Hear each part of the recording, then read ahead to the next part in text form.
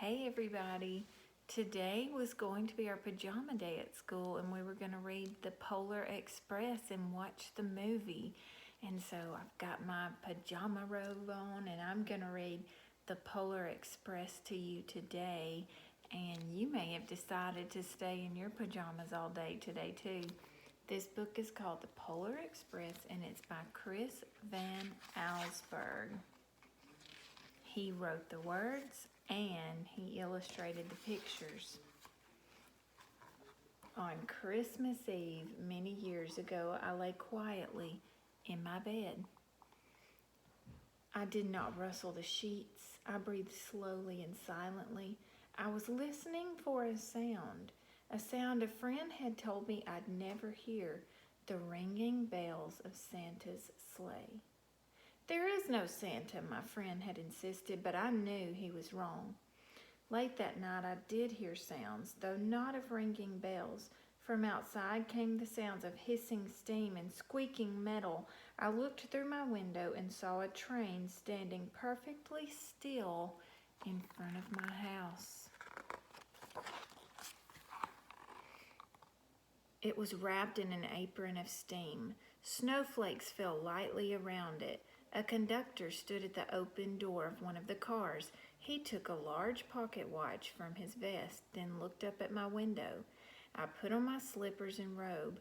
I tiptoed downstairs and out the door.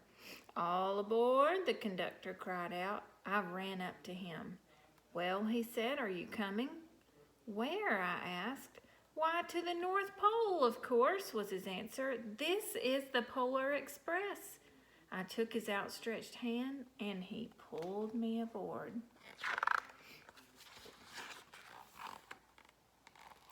That's the picture. I want you to see this side.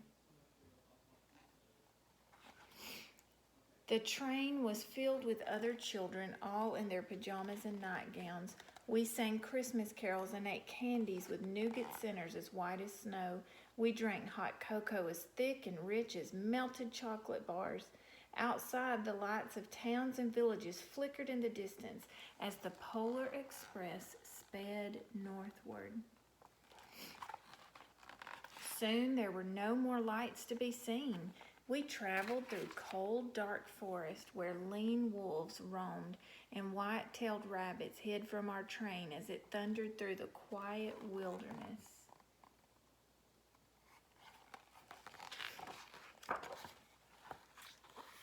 We climbed mountains so high it seemed as if we would scrape the moon, but the Polar Express never slowed down. Faster and faster we ran along, rolling over peaks and through valleys like a car on a roller coaster. That's a fast train.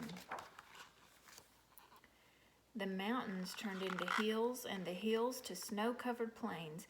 We crossed a barren desert of ice, the great polar ice cap. Lights appeared in the distance. They looked like the lights of a strange ocean liner sailing on a frozen sea. "There," said the conductor, "is the North Pole." The North Pole. It was a huge city standing alone at the top of the world, filled with factories where every Christmas toy was made. At first we saw no elves. "They are gathering at the center of the city," the conductor told us. "That is where Santa will give the first gift of Christmas." "Who gets the first gift?" we all asked. The conductor answered, "He will choose one of you." "Look," shouted one of the children, "the elves!" Outside we saw hundreds of elves. As our train drew closer to the center of the North Pole, we slowed to a crawl. So crowded were the streets with Santa's helpers. When the Polar Express could go no farther, we stopped at the conductor led us outside. Look at all the elves, all the people in red. We pressed through the crowd to the edge of the large open circle. In front of us stood Santa's sleigh. The reindeer were excited. They pranced and paced, ringing the silver sleigh bells that hung from their harness. It was a magical sound like nothing I'd ever heard. Across the circle, the elves moved apart and Santa Claus appeared. The elves cheered wildly. He marched over to us and pointing to me said, "Let's have this fellow here." He jumped into his sleigh. The conductor handed me up. I sat on Santa's knee and he asked, "Now, what would you like for Christmas?" What do you think he'll say? I knew that I could have any gift I could imagine. But the thing I wanted most for Christmas was not inside Santa's giant bag. What I wanted more than anything was one silver bell from Santa's sleigh. When I asked, Santa smiled. Then he gave me a hug and told an elf to cut a bell from a reindeer's harness. The elf tossed it up to Santa. He stood holding the bell high above him and called out, "The first gift of Christmas."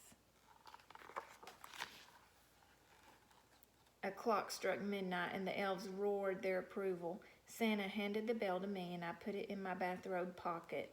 The conductor helped me down from the sleigh. Santa shouted out the reindeers' names and cracked his whip. His team charged forward and climbed into the air. Santa circled once above us, then disappeared in the cold, dark polar sky.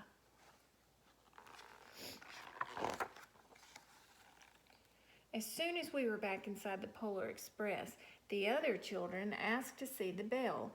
I reached into my pocket, but the only thing I found was a hole. I had lost the silver bell from Santa Claus's sleigh. "Let's hurry outside and look for it," one of the children said, but the train gave a sudden lurch and started moving.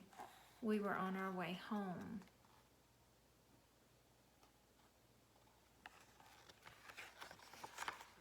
It broke my heart to lose that bell. When the train reached my house, I sadly left the other children. I stood at my doorway and waved goodbye. The conductor said something from the moving train, but I couldn't hear him. "What?" I yelled out. He cupped his hands around his mouth. "Merry Christmas," he shouted. The Polar Express let out a loud blast from its whistle and sped away. On Christmas morning, my little sister Sarah and I opened our presents. When it looked as if everything had been unwrapped, Sarah found one last small box behind the tree. It had my name on it. Inside was the silver bell. There was a note. "Found this on the seat of my sleigh. Fix that hole in your pocket. Signed, Mr. C." I shook the bell. It made the most beautiful sound my sister and I had ever heard. But my mother said, "Oh, that's too bad." "Yes," said my father, "it's broken." When I'd shaken the bell, my parents had not heard a sound. Here's this picture. I might have to read it and then show you the picture. At one time, most of my friends could hear the bell, but as the years passed, it fell silent for all of them. Even Sarah found one Christmas that she could no longer hear its sweet sound. Though I've grown old, the bell still rings for me, as it does for all who truly believe. The end.